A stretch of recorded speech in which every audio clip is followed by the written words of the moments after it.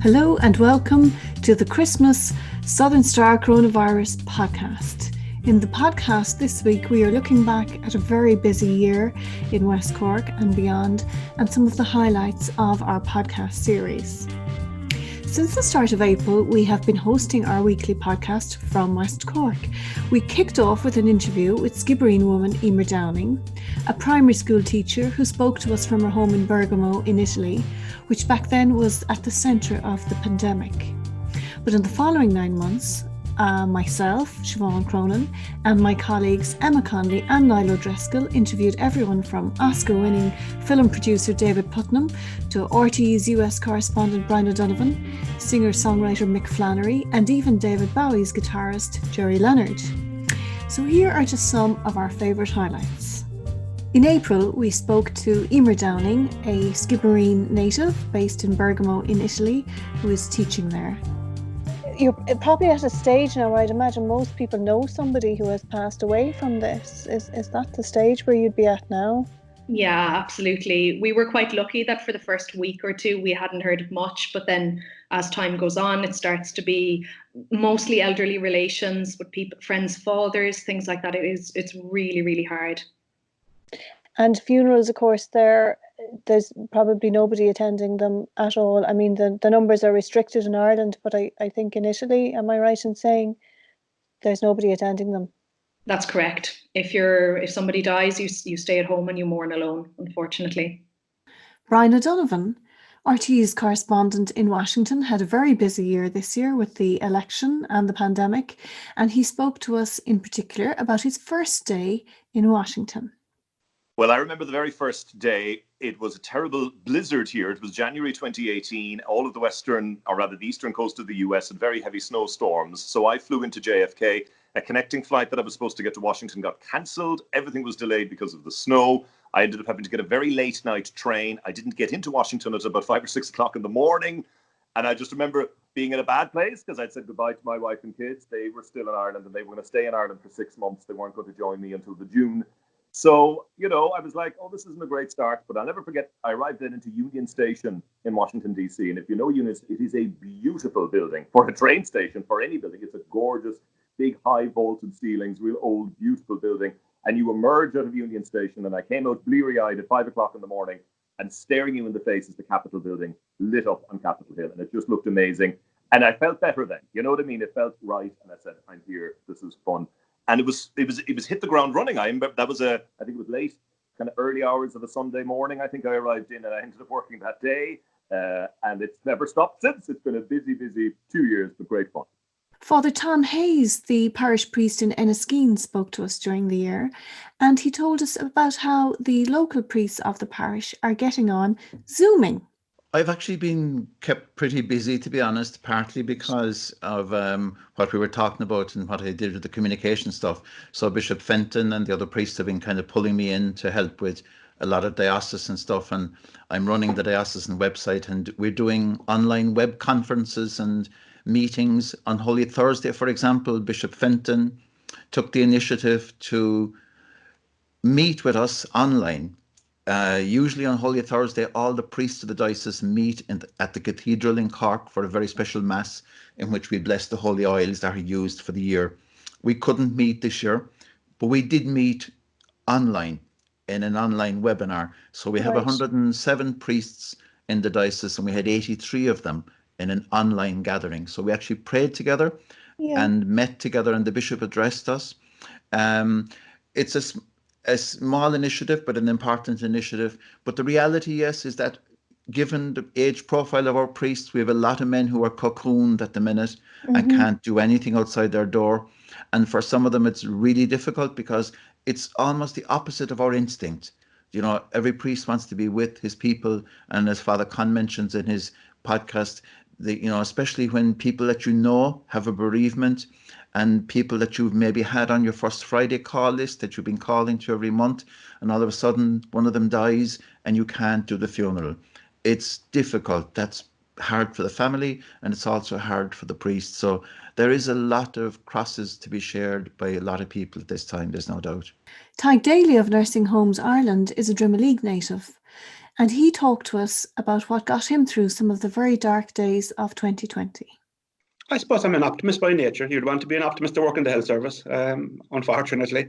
So I'm an optimist by nature. I'm a positive person by nature. So I suppose look, it's about leaving a mark too. I suppose at the end of the day, in all my career, thankfully, I've left a mark for good or bad. Some might say maybe not all the marks I left were all the good ones, but I'd like to think when history is written, they'll say, he did his best and he worked hard. And pretty much, my daughter, Mirna, finishes off my sentence. I said that the harder I work, the luckier I get. So, but yeah, I suppose optimistic really, and hoping that all our efforts collectively, and that's not just nursing homes, I think as a society, we have a duty of care to our fellow citizens, and hopefully that all of that will lead to brighter days ahead, please God.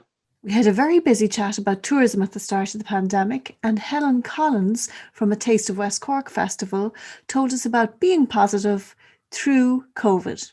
I think if you asked the entire of Ireland if they could come to West Cork in the morning, I'd say they would be in their cars and down the road. But people need to feel, as Niall put it, they need to feel they're going to be safe.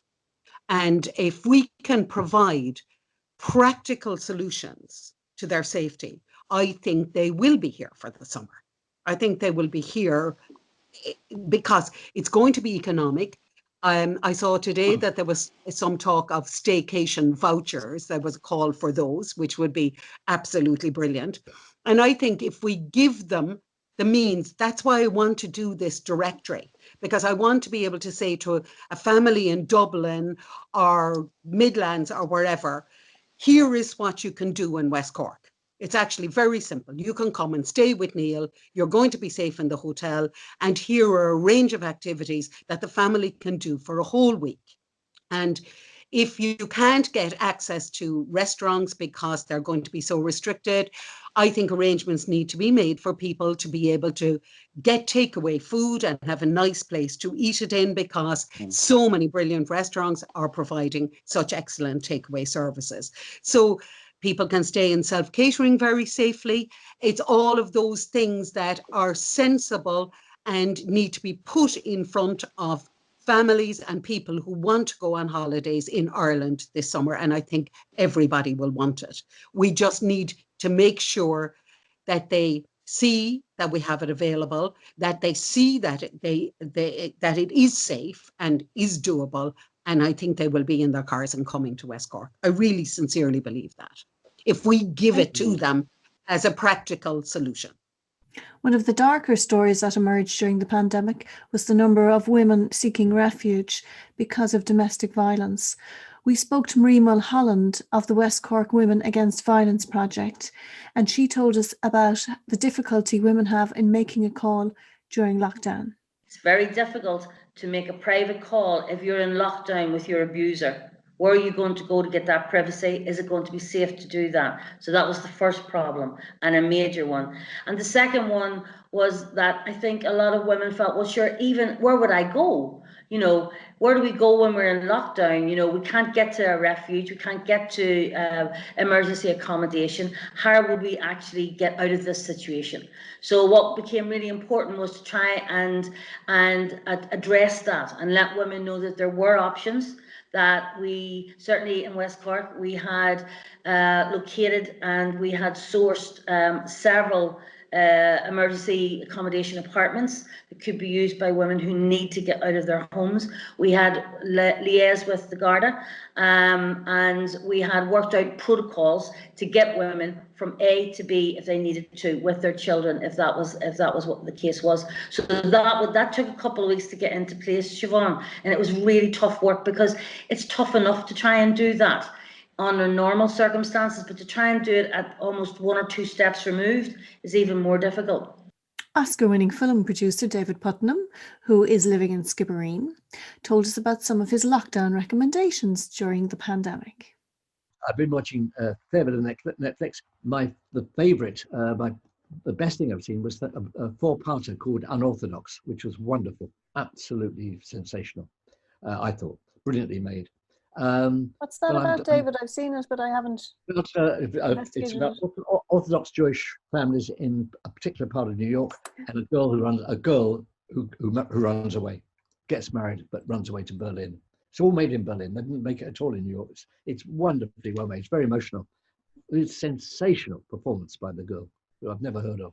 Extraordinary.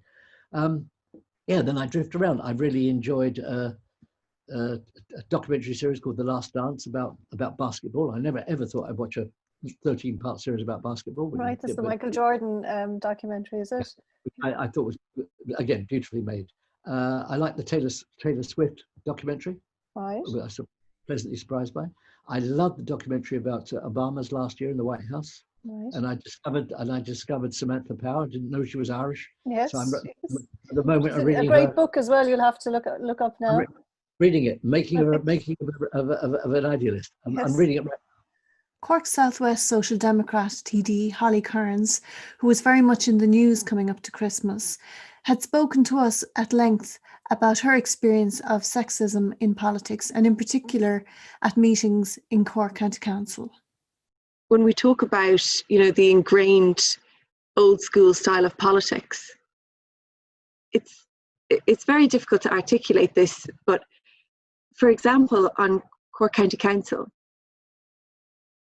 if there's a group of county councillors and a group of council officials and stuff, and they're all standing around having a conversation, and it could be about a project, the development of a project, or funding streams, or things like that. And if you then enter the conversation and the whole conversation sort of changes, and there could be something like, I remember just often having this conversation, so somebody says, oh, a comment on your appearance, for example. And if you don't just say, oh, thanks so much, you can't take a compliment. But the reality is that you haven't been able to join in the conversation that was happening, and that's part of your job. So until there's just equal participation, there's no equality. And that's just the reality. So we have a really, really long way to go. And it was absolutely a draw for me to not be, a token female on the ticket. You see that in the bigger parties. The perception that people who are fighting for gender equality love gender quotas is, kind of crazy. I don't think anyone I've ever met wants to be that gender quota. But unfortunately, we've waited long enough for gender equality to just happen. And, that's a necessary tool that sometimes has to be brought in. Cork Airport has had a very difficult year this year, and we spoke to Niall McCarthy and Kevin Cullinan during the year from the airport. And Niall told us that he believes that the future of aviation is green aviation. The future of aviation is greener aviation, and you can do things with biofuels. For example, Ireland could become a centre of excellence in the production of biofuels, which have a less damaging carbon footprint. You can encourage airlines to operate with cleaner planes and newer planes and cleaner plane engines. For example, all the newer planes have substantially less emissions. So people immediately default to, is it going to be taxed? And that'll be hugely damaging to Ireland's tourism industry. It'd be hugely damaging to people who need to travel for business as well. Maybe there's a way to do in terms of encouraging biofuel development, making Ireland a centre of excellence, encouraging airlines through some rebate scheme to use newer and cleaner plane engines. So there's probably a meeting of the ways there where we can still have tourism, we can still have travel, but it can be greener. Deputy Michael Collins was one of our guests during the year, and he'd been in the news quite a lot himself for various reasons. And he also told us about his own particular comments on immigration. I think that, first of all, I'll deal with the first one first, about the comments about immigrants saying all people should come first. And I explained that in more detail, and maybe it wasn't or was picked up. I felt that, we could be all, like we say with direct provision, the government and the state were trying to tick a box. That's my personal view. They were bringing these people in. There was no one seen the end product. They were shoved into a room in a hotel. That's no way to treat people. That was an absolute disgraceful way to treat people. And I always say that, and it's proven now because of COVID and the outbreak in Carsiveen and blah, blah, blah, wherever. And I always said that they should be, if people are brought into our country, leave them. We have to look at rural resettlement, where families could move into a rural community, not 30, 40 families, because that's not going to work. It's not going to work for them. It's not going to work for the community. 2 or 3 families are fine, because we have the facilities in rural Ireland. I'm saying it forever. But my idea was, where are we going here? We can't resolve the man and the woman on the street, and that was the situation at the time in the summer and the winter, they were dying. But we want to bring more in from another world. Don't they tell me they're in worse off condition? I respect that in some countries there, more than not. But, you know, I just felt that we need to be careful here where we're going. We need to get the people off the street first, and regardless if they're Irish or not, because some of them are not. They're non-nationals on the streets as well. And But we need to look after them. Michael, haven't we room for everybody if it's just done properly? But Siobhan, we haven't. And that's the sad thing. It hasn't been done properly. And it's shocking what we've done. And as late as last week, I've been approached, and it's outside of my constituency. I'm no gain to get on this about a development up the country. And I'm tempted not to, I better not name it at the moment, but I'd say it will be very soon. They'll do it anyhow. And they have approached the state to house people in direct provision. Fabulous apartments, suited perfect, along the line that this government are so-called dreaming. And I mentioned it, I think, twice in the Dáil this week. If you listen to have a chance to listen to my speeches and someplace, and nobody wants to get back to the developer here. Obviously, he has to make money, but I don't mind. This is what they're saying, to take people out of hotels that are in direct provision and give them a comfortable and honest living and in a safe environment. Actress Carlie Drinkwater joined us from France during the year. She's best known for playing Helen Harriet in All Creatures Great and Small, the wonderful drama series about a veterinary surgery in the UK. She told us why she had chosen Bantry to speak about an experience of having been sexually assaulted. And it was at the West Cork Literary Festival, which is where I should be this week, if all things had been normal, where I was interviewed, and I was talking about The Lost Girl, and it was there that the lady who was interviewing me, whose name doesn't come to mind immediately, a lovely lady, she asked me about it, and I said that it was based on a real episode. And it was from them, it was before the Me Too movement by about 3 months, I'd say. So I was a little bit ahead of, not that I did it for that reason, I just needed to get it out, and this book seemed the perfect place to put it. And once I had written about it and the book got published, I realized that it was such a big thing that I had been carrying. I mean, you know, a real iceberg inside me. And so talking about it in Bantry was the beginning. It was like the first step, and then I talked to The Guardian, and then I wrote the piece for the Mail, the Saturday essay for the English Mail, Daily Mail.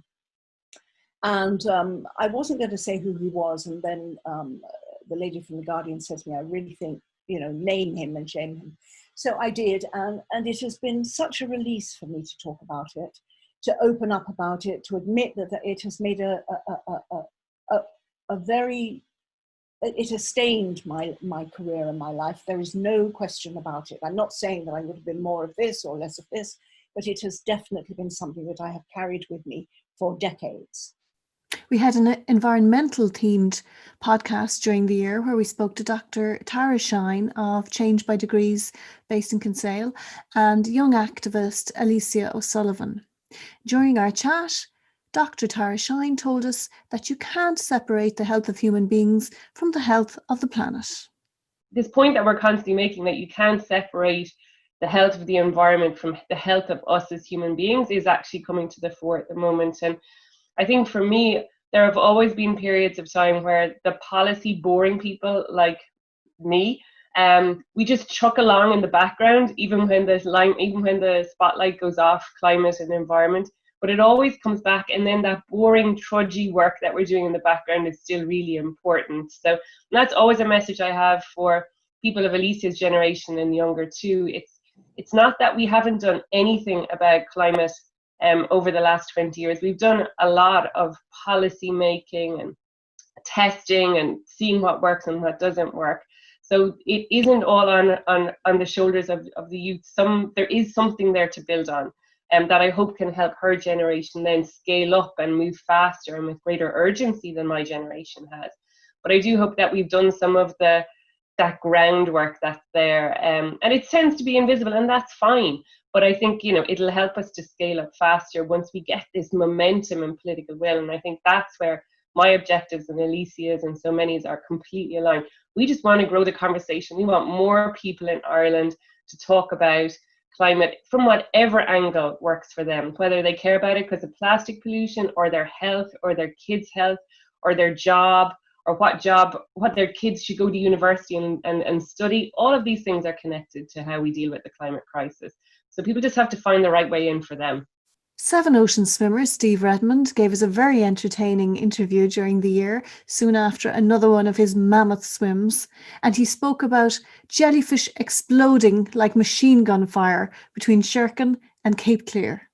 We got this swim and we realized this is incredible. The water out here, the clarity, it's far better than some of the swims we've done, and it's right in our own back door. And we said, maybe we could get out and come back. Is that feasible? And both John and Kieran looked at it and said, look, it's really, really difficult because of the tide and the problems you have between Cape and the Fastnet. The water there, they call a river. Like you go out there today and then you go out tomorrow, and it's completely different every time you go out there. So nobody can judge what it's going to be doing.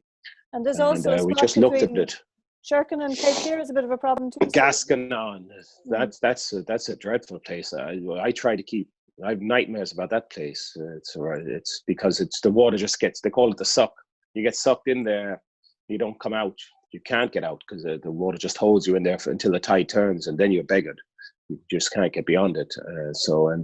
And between that and the jellyfish exploding off you like a machine gun fire coming through it, the small little jellies and everything that comes through it. It's just like a shaking a bottle of lemonade and opening the cap. That's the best way of describing that place. And it just all hits you as you're coming alongside it. So we try to keep out around 1 mile, 2 miles, but even then there's still a huge effect in the water. So it really was a technical swim, and unfortunately, as I say, I'm a tad obsessional. So I spent the last 4 years trying to get this swim. The new boss of the Ludgate Digital Hub in Skibbereen, Gráinne OKeefe, also joined us for a chat this year, and she told us about living in New York during 9/11. Yeah, so I had just moved there that June, so I didn't know that many people yet. So that was a fortunate thing for me. But I was working with people who knew people, and I was downtown Manhattan. I was a few blocks away from it, so I was held in the building. We weren't allowed to leave the building, and so when the Twin Towers came down, we would have seen the debris and the dust and all that cloud, and then you realized how ominous it was. And I had gone to work early that morning because we were talking to London about some project, and so I had been in before the first plane hit, and so the team in London had heard the news before we did, because they had the BBC News up on a big screen, and they thought it was just a small plane, a small twin aircraft or whatever. So we didn't realize the magnitude and significance of it till a couple of hours later. So that was obviously very traumatic. And a friend of mine from West Cork, Ronnie McCarthy, she was there as well at the time. And so my initial reaction was she lived very close to Twin Towers, so, and I knew she was commuting to work, and so I immediately tried to contact her to make sure she was safe. But then our phone lines went down, so you actually couldn't contact anybody anymore. And I do remember phoning home to let them know that I was safe, but I normally only phoned on weekends. And my dad, who was still alive at the time, he was home from lunch. He was the local GP here in Skibbereen, Dr. John OKeefe, and he was, "God, Gráinne, it's great to hear from you. What are you calling on a Tuesday for?"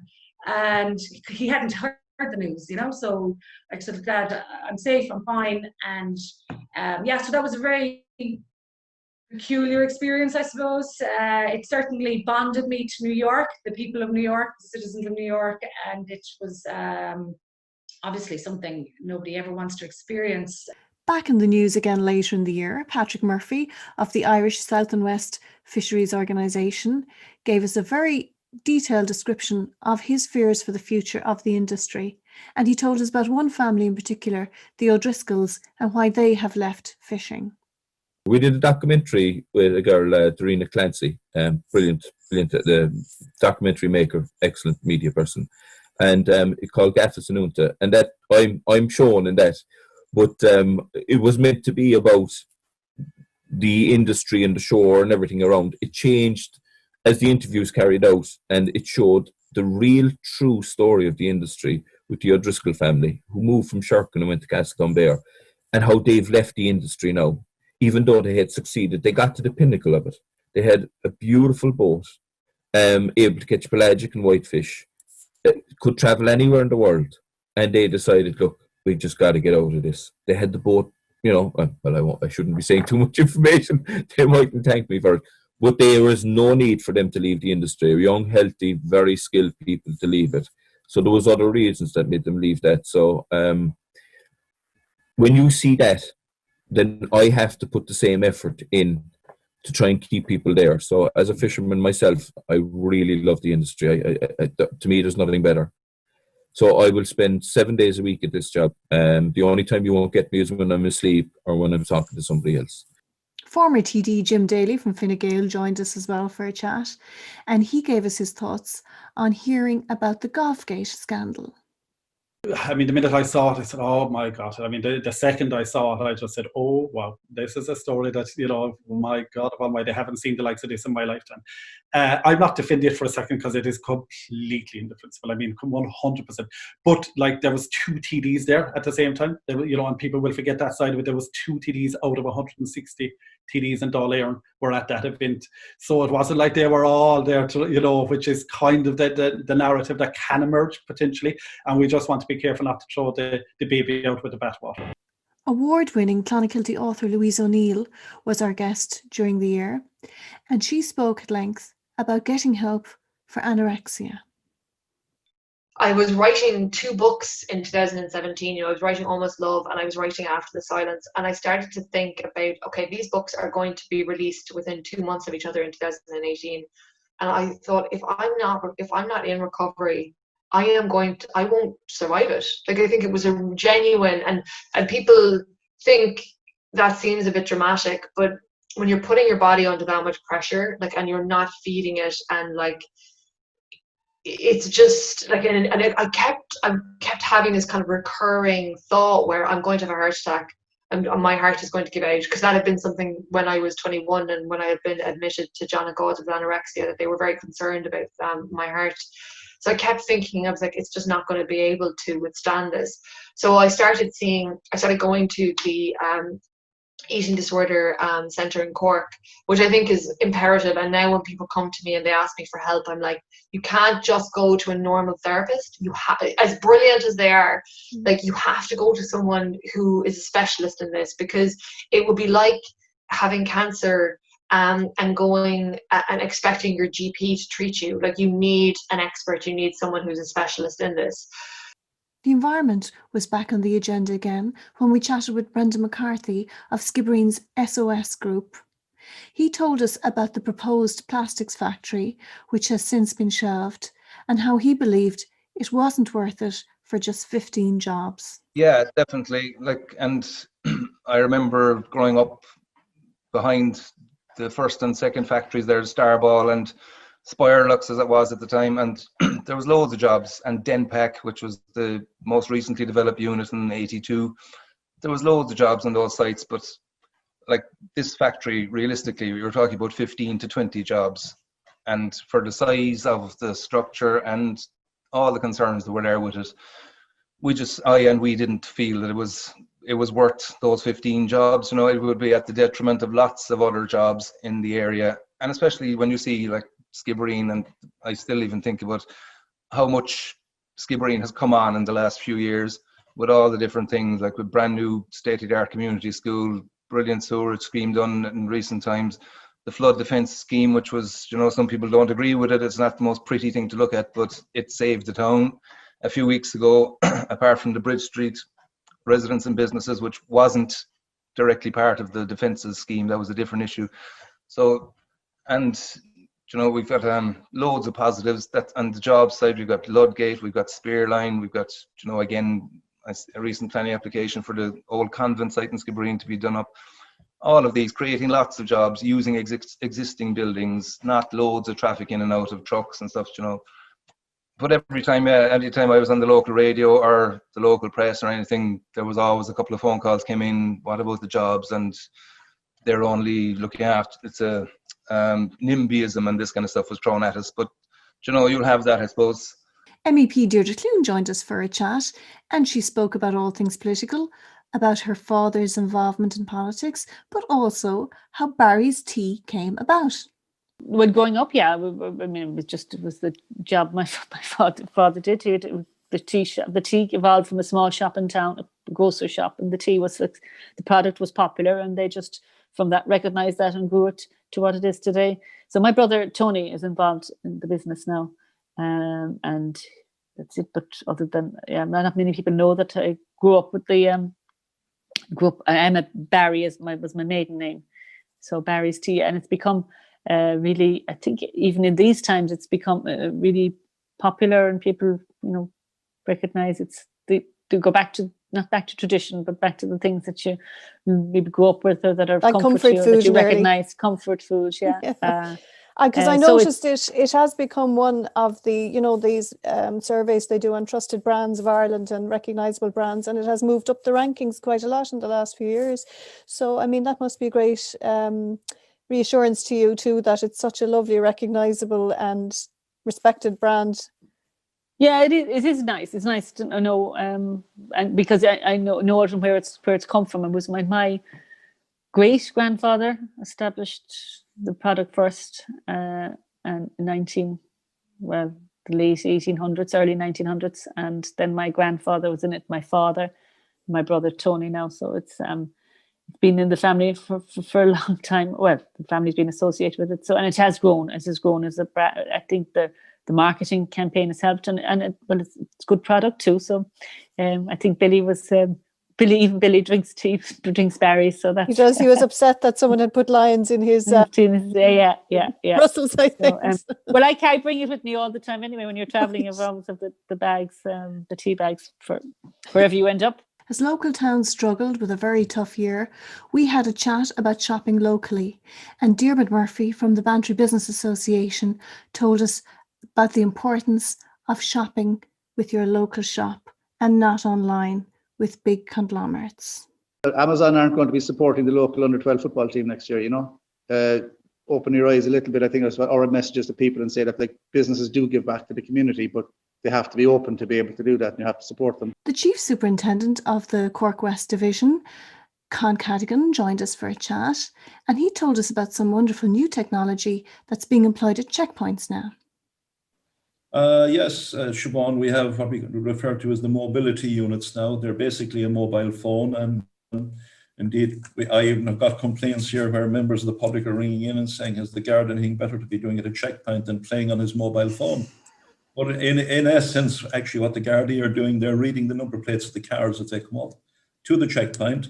They can tell exactly who you are, who owns the car, and in a lot of instances, we wave on people at checkpoints because we know exactly who they are and that they're local and that as well. And I suppose the other side of it as well, to tell you immediately if a car is not insured, or if there's no tax on the car, the phone actually you would have it set to vibrate in your hand, so you know exactly. So it's very easy to detect, people with uninsured cars, untaxed cars, and indeed you have cars coming up to checkpoints with false number plates on them. Okay, so the phone will vibrate if there's something untoward, and it's kind of a little alert, is it, for the Garda to say, hang on here, now let's stop and check? Exactly, and you probably have seen it yourself, you'll see a line of 10 cars coming along, and the next thing, all of a sudden, you see the guard pulling one car out of the 10, and people are wondering, why did they pull him over? So they have the information already, so they know exactly from the technology who the person is, or if the car is untaxed or uninsured. West Cork farmer Vanessa Kylie O'Connor joined my colleague Emma Connolly for a chat, and she spoke about the challenges of poor rural internet and how she had to set up an office in her car. Oh, it has been a nightmare, and I mean it is a nightmare for the whole of rural Ireland. Really, we really need to bring broadband everywhere now. My business depends on me having internet connection, and I mean today is a sunny day, and I still have to sit in my car to connect it to because my daughter is on a Zoom call to her school. Yeah. So we both can't draw on the same internet. So I have my phone data on my phone that we're talking with because I can't link in there and affect her school. Now, we've had the added relief of the decision being made on the Leaving Cert, because I have a son in Leaving Cert. So, you know, there for the past couple of months, there was 2 of them online daily. And, you know, it was quite stressful. Like anything we submit, you know, if we have to deal with the Department of Agriculture, they now require us to do everything online, even if it's registering your calves, everything, you know. I did the calf investment scheme with application there in January, but I had to upload everything. I literally had to drive a mile up the road on a wet day to get a proper connection. RT broadcaster Jackie Hurley had a book out during the year, and she spoke to Emma Connolly about how to get your kid to play sport and enjoy it. It's something that I say to parents all the time, because I get a lot of letters, I get a lot of emails from people, parents stop me and they say, how do I get my kids to play? And by the way, this is not an issue that's exclusive to girls either, because, you know, I do see it with boys sometimes too.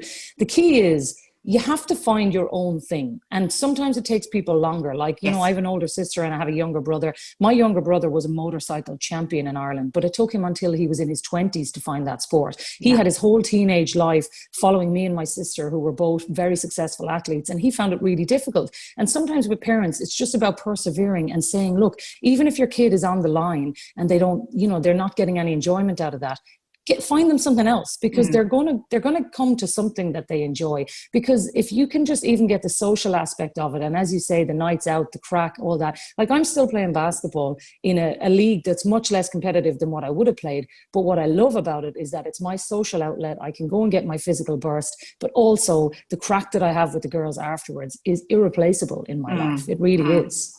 Skibbereen nutritionist Michelle O'Neill was Emma Connolly's guest for one of our podcasts, and she's explained how 5 deep breaths can change your day. And when we're stressed, we have a tendency to shallow breathe. And it becomes more pronounced when we don't move much. So if I just suddenly got up off the chair here and walked across the room, I would be forced to breathe a little bit more deeper to give me a little bit more oxygen to move. But if we spend 4 or 5, lots of times we can spend 4 hours just in front of a laptop or doing something that's quite stationary, we can go into almost rest mode. Our breathing becomes quite shallow and we're not oxygenating our tissue. So that metabolic process, that production of cellular ATP gets compromised, and we actually, our energy levels go down. And one of the things you can do, and again, talking about habits, just create a habit of, I tell even people every now and again, even if they to get the habit going, set a little alarm on their phone for every hour, down tools and take 5 deep breaths. And starting with the out breath, emptying the lungs. And when you put your hand on your belly, you should feel the belly expand when you breathe in. Because your diaphragm, which is the muscle that separates your thoracic cavity from your abdominal cavity, that should go down and should make your belly go out when you breathe in. And so when you take those very deep breaths and you breathe out completely, your belly should contract. Former Sinn Féin councillor and now independent councillor Paul Hayes had a chat with Emma Connolly, and he told us about a year without beer. Went off on a family holiday, and again there was a twinning trip to Waldeshof in Germany as well, late June and into early July last year. So again, had a few beers along the way and a few glasses of wine, and as you do at all these different events. And then my brother and I and a few friends, we headed up Clon. It was a fundraiser for a friend of mine in Clonakilty suffering with motor neuron disease. So again, we had a great day, a fantastic sunny day going up Cron, great crack. And yeah, we still managed to have some energy to celebrate exactly in Killarney that night. So a good night was had, as they say. But yeah, again, the day after I returned home to Cork Mac, and I think my brother was still enjoying a beer or two. So I sent him a picture of my first bottle of Heineken Zero beer, and I said, right, I'm taking a break after this, and that was the start of it, really. So yeah, 1 week turned into 2 weeks, and a month passed, and 2 months passed, and all of a sudden we're over a year. Film director Michael McCormack's film Breaking Out came out during the year, and he spoke to Emma Connolly about how the late West Cork musician Fergus O'Farrell didn't let his illness define him. Yeah, but no, I mean, anyone who knew Ferg would say this. You didn't notice it. You didn't notice the disease, you didn't notice the suffering, because he was just so much fun. I spent most of my time laughing my ass off with him. He was the funniest man I ever knew. And when you did notice, he would quickly change the subject, or he'd be, you know, he had so much of an interest in other people. He would always find a way of moving off that. He didn't like to dwell on it. But as you said, there came a stage where it's a horrible disease. It came to a stage where the one thing that mattered most to him was his breath and the way he could turn it into song. And when that became a constant struggle, he was finding it really hard, because he was losing the opportunity to sing, and he saw that on the horizon, and that was killing him. And having to battle for the breath was the hardest thing. But for me, I spent most of my time laughing with him. It was difficult towards the end, but I would say that's what made him so remarkable. And I think I always knew that as well, that when people stepped into this world and saw this film, that even though on paper it might seem like he might have a difficult and tragic life, it's not that at all. And you come through his story, I hope, feeling uplifted. Thank you for joining us for our look back at 2020 through the eyes of our weekly podcast. We would like to thank all our guests during 2020 for sharing their incredible stories, advice and hopes with us, and for all the laughs along the way. We hope you enjoyed it too, and everyone at the Southern Star wishes you and your family a happy and safe Christmas and a wonderful 2021.